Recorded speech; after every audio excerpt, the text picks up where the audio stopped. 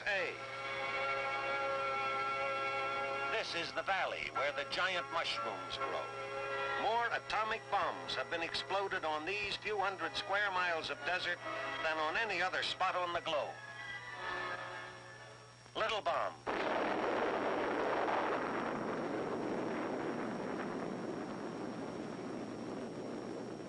Big bomb.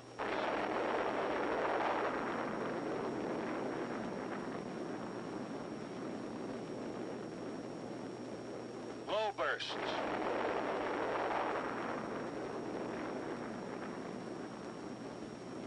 And high bursts.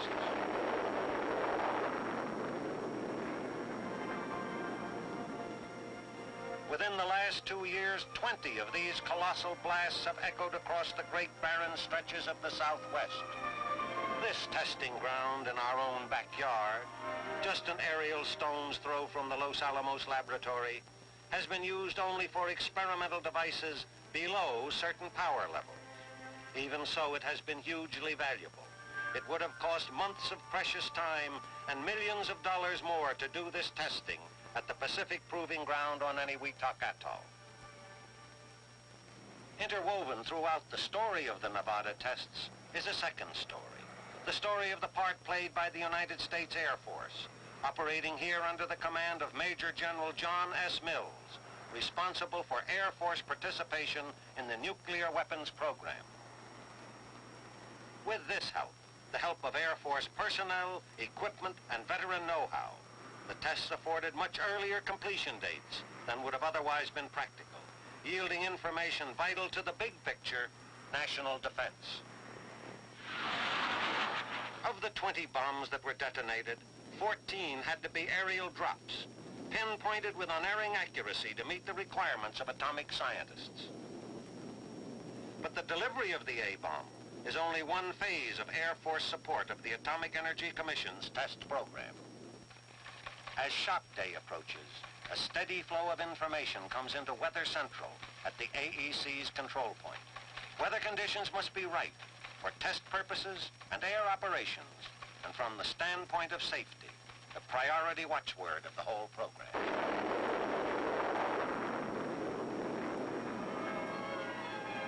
The next day, after 0 hour, we see the reason for this concentration on the weather job.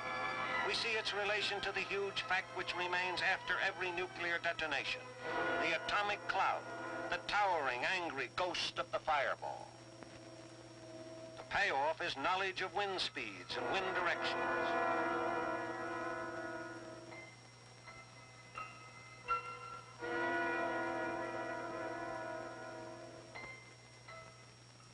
After the explosion, Air Force helicopters survey and monitor the acres of blast area with sensitive radiation counters.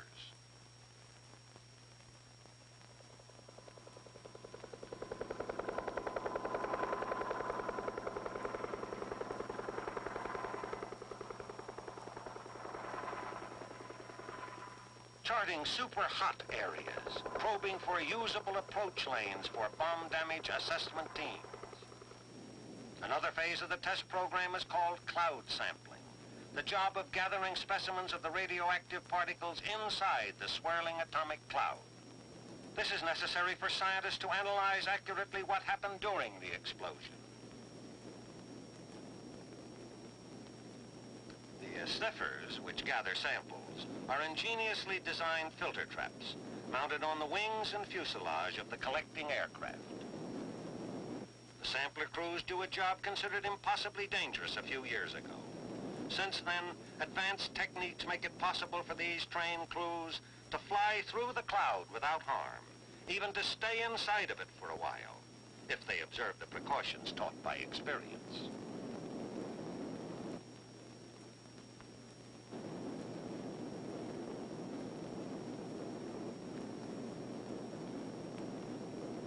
In addition to the cloud samplers, as many as 40 other aircraft are aloft to handle special assignments each time an atomic test shot is fired. There are observation crews with ultra-modern cameras, other crews operating complex electronic recording devices. And of great importance, the men in the cloud tracking aircraft which will follow the cloud hour after hour as it is carried cross-country by the wind, checking its spread, reporting every phase of its movements to a radiological control center. With this information, commercial airliners can be warned of the cloud path, and Air Weather Service can further refine its weather forecasting techniques. Any aircraft that has been used for cloud sampling or cloud tracking operations will carry traces of radiological contamination. The Air Force has only recently developed a method of washing contaminated planes which makes them safe and ready for service within 24 hours. Part of the benefit the Air Force gains from its cooperation in the atomic energy program is in the form of questions answered. What will be the effect of brilliant atomic light on the eyes of aircraft crews? To find out, flight surgeon volunteers sat before optical instruments in a flying laboratory to test their visual reactions to the actual flare of an atomic burst.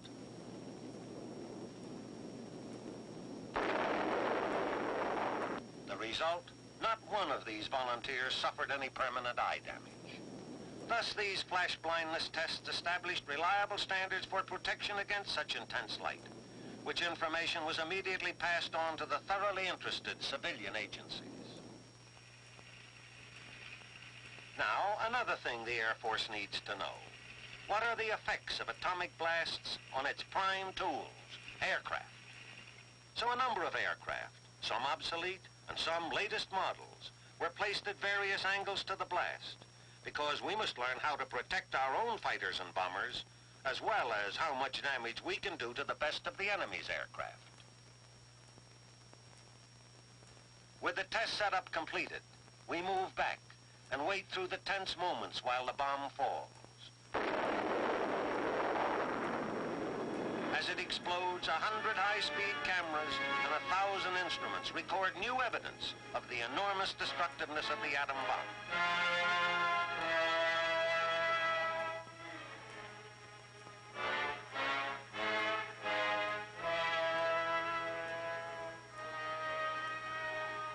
Later, we come back and study the results in detail, looking for the answers. Have fighters, built to stand greater stresses than bombers, sustained less damage? Have the ruggedly constructed jet planes fared better than the conventional aircraft? And the answers are here, in some lightly damaged aircraft and in others scorched and twisted wreckage.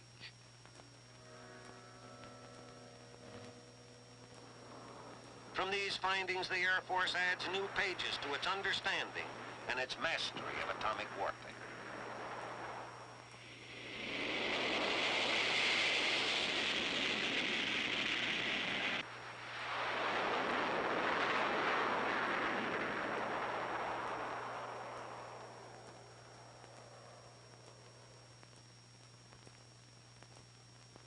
On the eve of a bombing run, an actual test drop, the air weather officer meets with top authorities for a final briefing. All groups concurring, the decision is made, as here by Dr. Alvin Graves, Scientific Test Director, and by Mr. Carroll Tyler, Test Manager for the Atomic Energy Commission. Well, Carroll, I think we should go ahead. Okay, Al, we have a shot. The standby period is over. The scores of activities that go into an atomic strike begin to mesh together. Aircraft crews get their final briefing. I am confident that you will execute this mission successfully. Now let's go and have a good mission. Out on the flight line, the drop aircraft is wheeled into position for loading. An intricate job with no room for fumbling.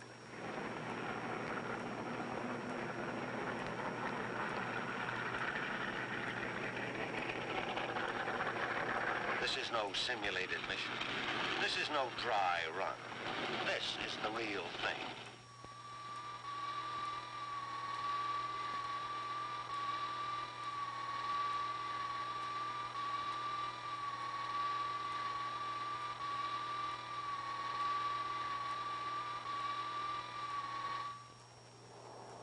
With an atomic bomb loaded in the bomb bay, the strike is launched. Rosebud, code name for this B-50 drop aircraft, is in the air. 3 men in this plane especially share the heavy responsibility. The pilot, the radar navigator, and the bombardier. Once cleared from the base area, Rosebud climbs toward operational altitude. At the AEC control point, the progress of Rosebud, mile after mile, is charted carefully and matched against its predicted course. The test authorities stand by for any emergency decisions that may be needed.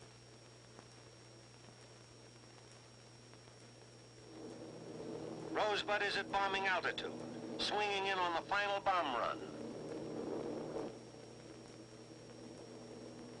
Turn in 5 seconds. 4, 3, 2, 1. Turn.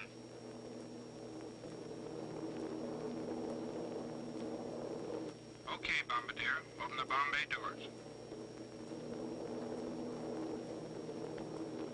Give me a level.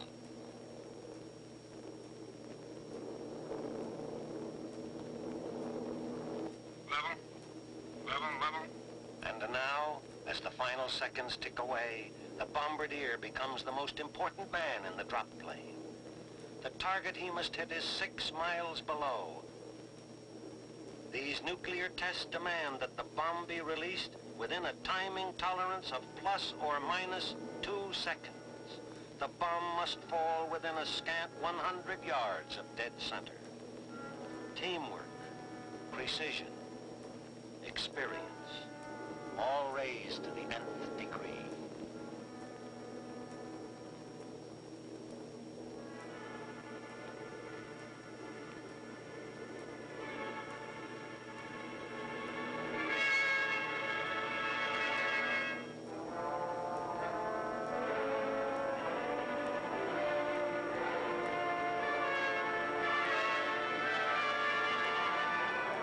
Bombs away.